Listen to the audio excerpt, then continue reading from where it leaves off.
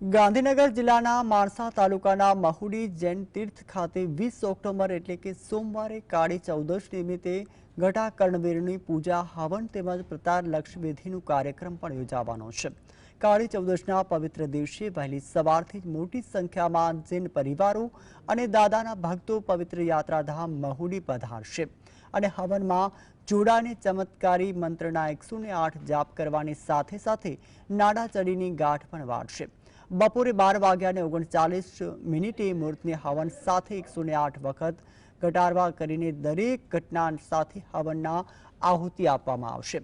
આ દિવસે શ્રદ્ધાળુઓ પગના અંગૂઠાથી માથા સુધીની લંબાઈ ધરાવતી નાડાચડી અથવા તો લાલ રંગના કદુરાથી 108 ગાંઠો વાળશે।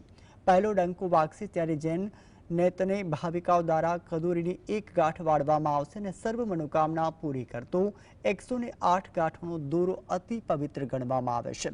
આવતીકાલે સોમવારે કાળી ચૌદશ નિમિત્તે ઘટા કર્ણવીરની પૂજા અને હવન તેમજ પ્રત્યાલક્ષ વિધિના આ વિશેષ કાર્યક્રમનો લાહો આપ સૌ જીએસટીવીના માધ્યમથી ઘર બેઠા લઈ શકશો। સમગ્ર હવન જીએસટીવી પર લાઈવ નિહાળી શકશો। ઉપરાંત જીએસટીવી યુટ્યુબ ચેનલ અને ફેસબુક પેજ પર પણ આ લાઈવ પ્રસારણ નિહાળી શકશો।